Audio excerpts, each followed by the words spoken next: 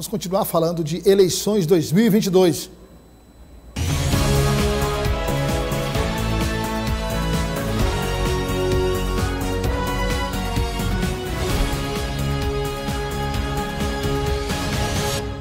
Eleições 2022. Oferecimento Piarte, Cercos Nordeste. Como eu disse antes do intervalo, estamos recebendo o deputado federal Júlio César, do PSD, que é candidato à reeleição. Deputado que saiu de um compromisso, veio direto para o Dia TV. Obrigado, deputado, pela presença. Prazer receber o senhor aqui. Boa tarde, meus cumprimentos, um abraço, Douglas. Quero dizer que eu já fui a Jaicós hoje. O senhor teve Jaicós hoje? Participamos lá de uma manifestação, uma caminhada muito intensa, e já estamos aqui, já tivemos uma audiência com a governadora, estamos aqui atendendo esse honroso convite de participar do seu programa. Muito obrigado, nós nos sentimos honrados com a sua presença. Deputado, o senhor participou de várias eleições. Para quem não conhece ainda detalhadamente a história do deputado Júlio César, e às vezes tem gente que pergunta por que é que o deputado Júlio César tem essa bandeira municipalista. É um deputado municipalista e é um deputado que fala muito dos municípios. O deputado Júlio César foi prefeito de Guadalupe, prefeito de sua cidade. Então, quer dizer, o deputado Júlio César conhece muito bem a realidade dos municípios, administrou Guadalupe, daí em diante seguiu carreira. E agora, falando de eleição para deputado federal, deputado, essa é uma das eleições mais competitivas que o senhor participou? É verdade, eu já participei só de federal 6. Eu estou concluindo o 6º mandato. E todas as 6 eu fui eleito titular. Mas em todas elas competia em torno de 12 candidatos. Esta agora tem mais de 16 ou 17, quem sabe 18 candidatos competitivos. Só para esclarecer, o senhor está falando 18, quer dizer, 18 candidatos que concorrem às 10 vagas, competitivos. Bom, concorrer às vagas são muitos, né? Estou falando competitivos. Tem deputado com mandato, o nosso partido, que eu tenho o prazer de presidir, tem 3 deputados com mandato, né? E acredito que todos eles são competitivos. E tem ainda o candidato, que é filho do senador Marcelo Castro, Castro Neto, também muito competitivo. Além dos 4, nós ainda temos 6 candidatos a deputado. Nós temos 10. O limite, quer dizer, o maior número de um partido ou de uma federação é apresentar 11. 4 mulheres e 7 homens. Nós ficamos em 10, porque as mulheres têm que ser 30%. Então, nós temos 3 mulheres e 7 homens. Dentre os 7, nós temos esses 4 nomes que têm uma projeção muito grande política aqui no estado do Piauí, mas não quer dizer que os outros também não possam até surpreender. Eu me lembro, em 94, Douglas, eu saí da prefeitura de Guadalupe, um município com 5.000 e poucos eleitores naquela época, e fui o deputado federal, o 3º mais votado dos 10 que o Piauí elegeu naquela época. Então, eu quero dizer com isto que pode ter alguma surpresa. Eu, naquela época, fui uma grande surpresa. Todo mundo me achava até de doido, porque eu me lancei candidato no dia da convenção. No dia da convenção. Por quê, deputado? Aproveitando aqui para a gente conhecer um pouco dos bastidores. Por que foi tão em cima essa sua candidatura? Não estava na minha vida, não tinha nenhum projeto nesse sentido. E eu era presidente do partido, o PSD, a Arena, naquela época.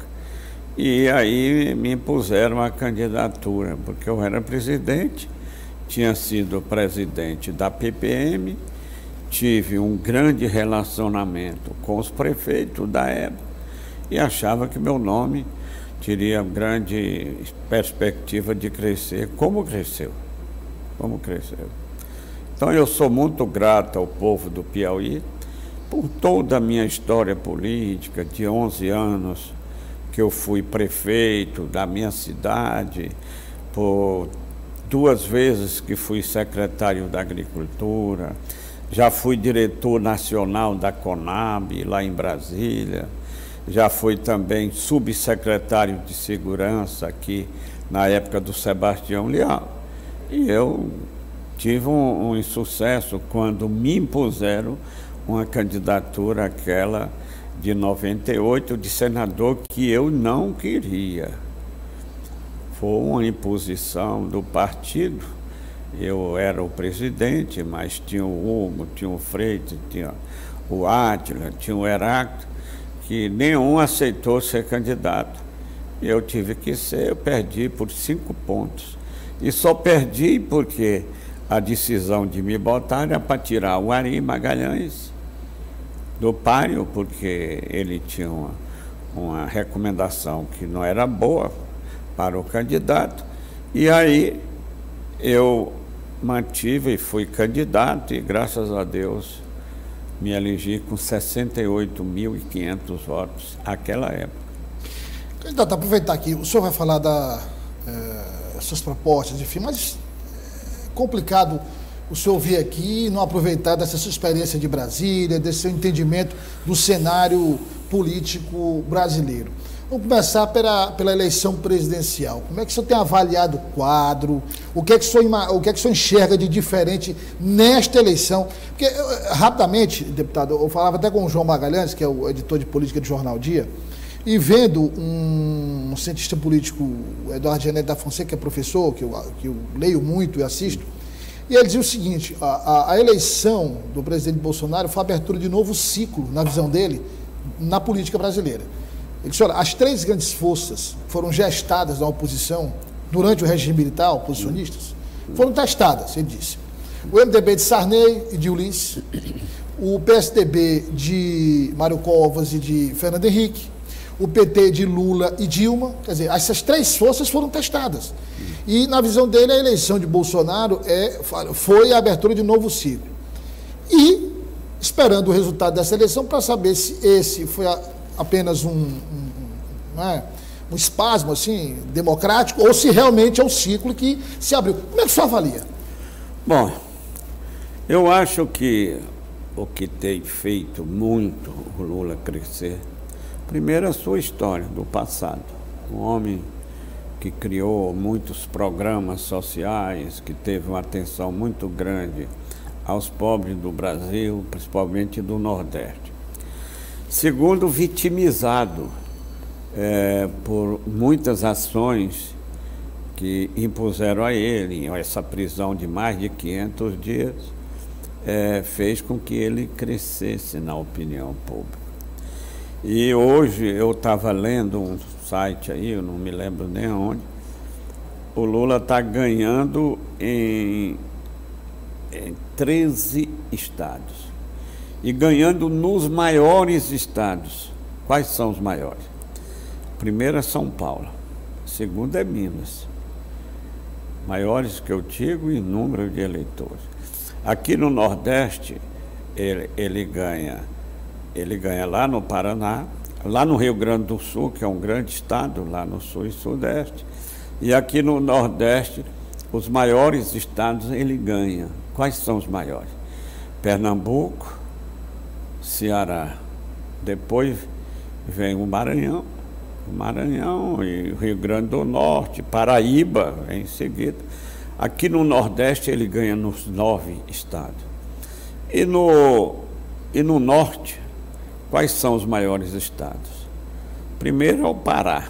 O Pará é quase do tamanho do Paraná. O Pará. Segundo é o Amazonas.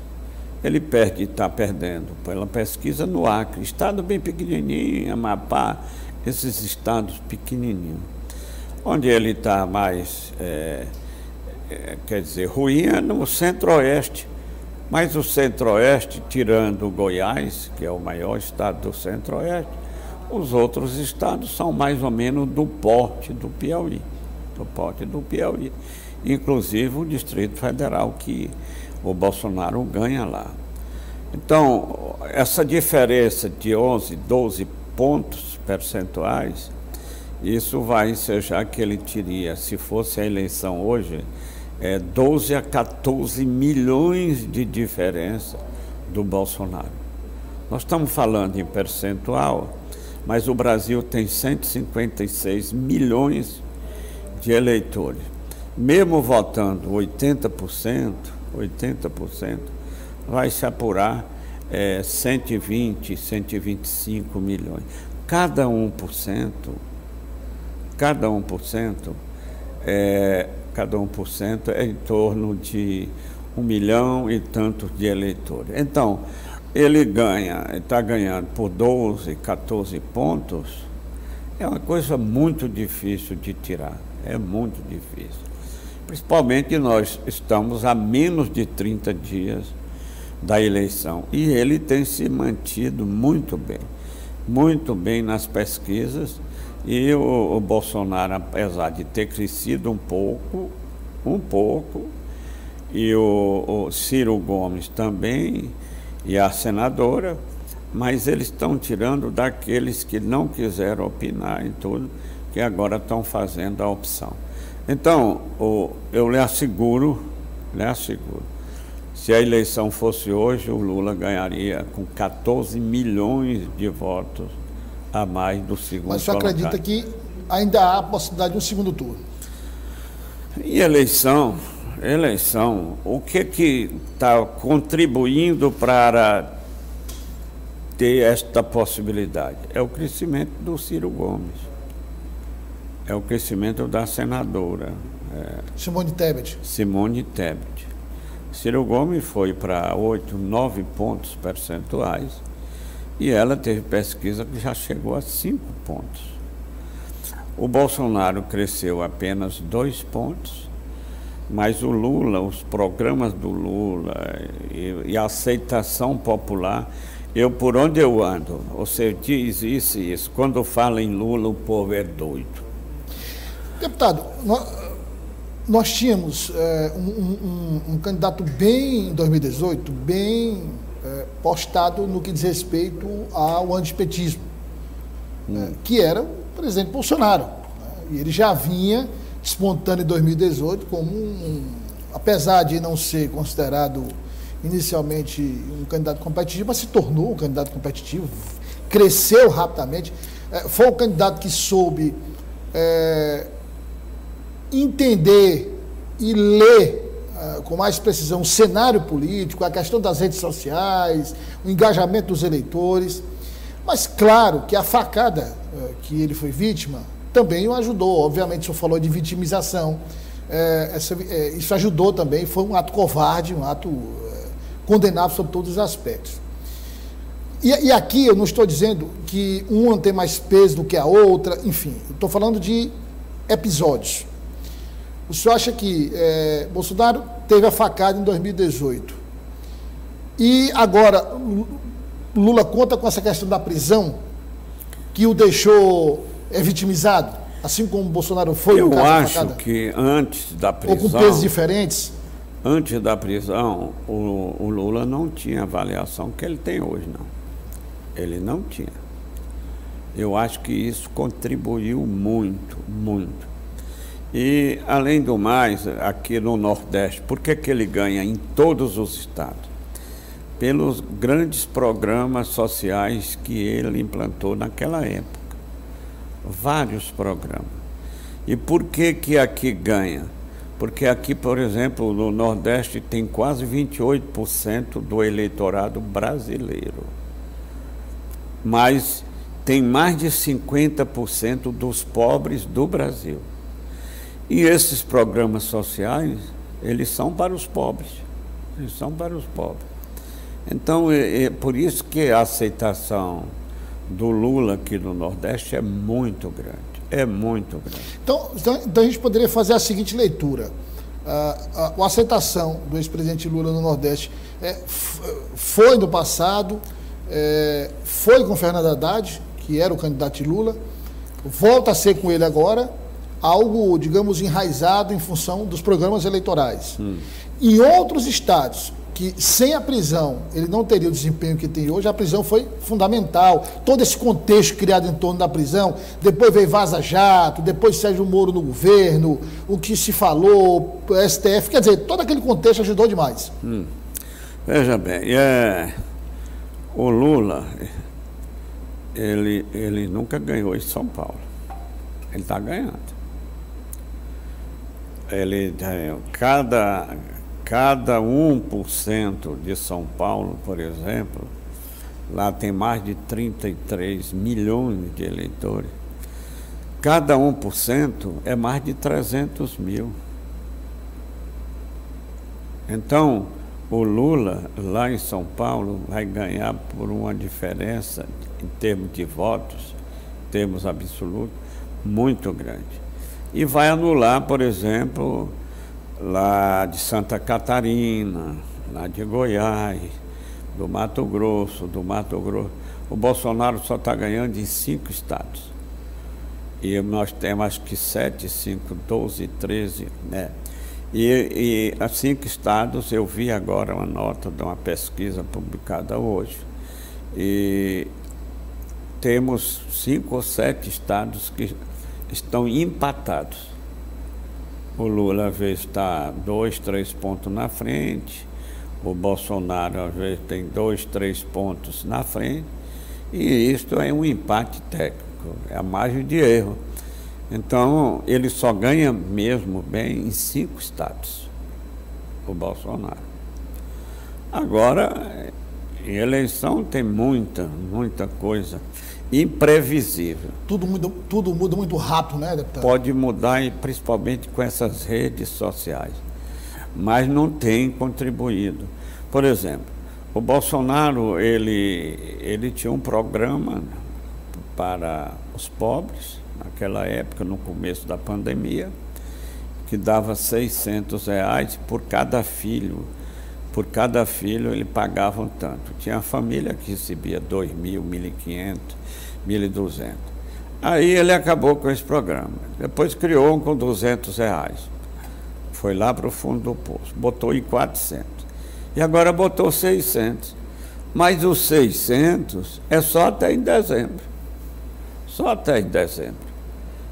Então, o povo está desconfiado. Ninguém está acreditando na manutenção desse programa. Ele já ventila a possibilidade de voltar para R$400. Mas, depois da eleição, ele faz o que quer. E o que ele quer é não pagar por conta do comprometimento, principalmente das contas públicas do governo.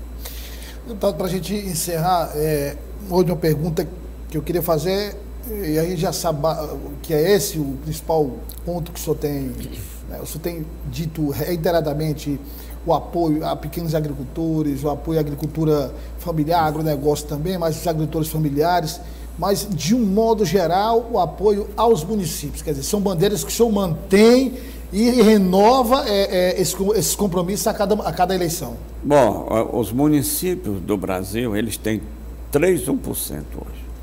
O primeiro 1% foi de dezembro. Dezembro, por quê? Foi um projeto meu, uma PEC. Porque em dezembro os prefeitos pagam o 13º. E o 13º é um extra. Às vezes as contas estão comprometidas e não permite que pague o 13º. Então, nós criamos o 13º, aliás, o 1% de dezembro. Depois, outra PEC, nós criamos o 1% de julho.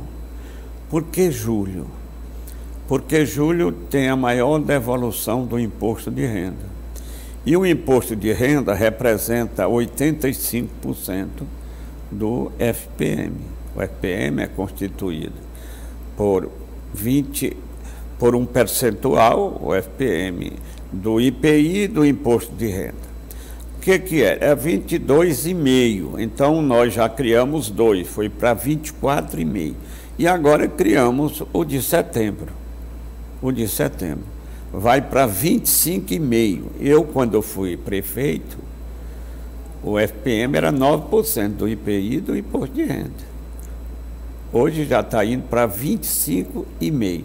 Aí você pergunta, e o que é 1%? Aqui 1%, aqui no Piauí, o primeiro 1% do ano, que foi pago agora em julho, vieram 175 milhões de reais. O menor município é o 04, recebeu 400 e pouco, 0,6 milhões, 400 e pouco. E o maior, Teresina, 400 e poucos mil. E Teresina recebeu 37 milhões de reais. O segundo, a Parnaíba, 5 milhões e tanto. Aí vai o 0,6, 0,8, 1,0, vai aumentando de acordo com o coeficiente. Então, é um trabalho, eu sou o único deputado que foi prefeito. Eu conheço bem o que é ser prefeito, o que é ser deputado. E esses 3% está trazendo para o Piauí em torno de 500 milhões a mais para os municípios só do Piauí. E do Brasil, quase 20 bilhões, eu estou falando. Então, é um trabalho de resultados.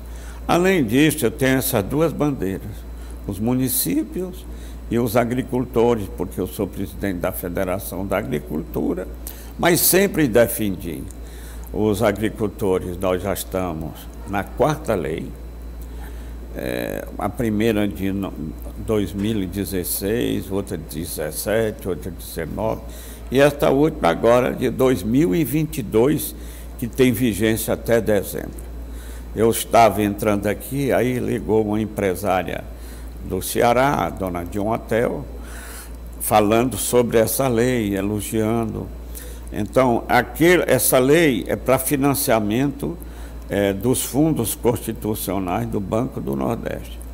As 3 primeiras só abrangiam agricultura e pecuária, e esta última eu coloquei, fui o relator inclusive, aí coloquei comércio, indústria e serviço.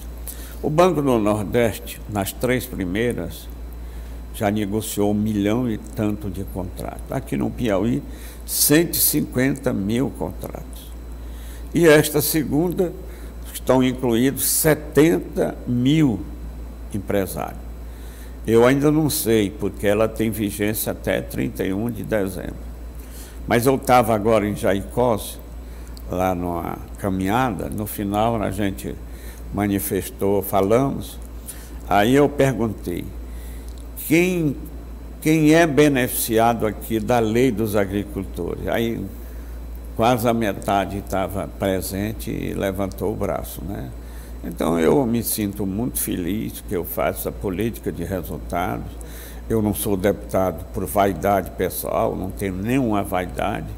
Eu levo uma vida simples, modesta, mas quero continuar, se for avaliação do povo do Piauí, sendo deputado.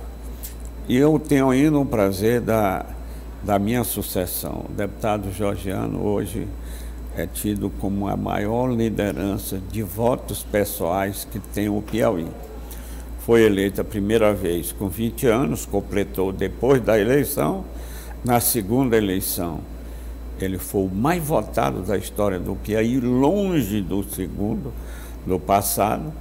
E agora ele tem uma projeção de passar de 100 mil votos. Então, é um deputado muito forte. Deputado, obrigado pela presença, foi um prazer recebê-lo aqui e desejamos sucesso, boa sorte nessa reta final de campanha. Muito obrigado, um abraço e fico à disposição de vocês. Obrigado, deputado Júlio César. A gente volta a falar ao longo do jornal de mais eleições 2022.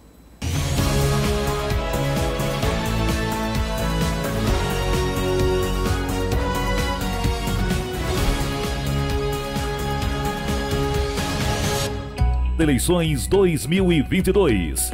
Oferecimento: Piarte, Cercos Nordeste,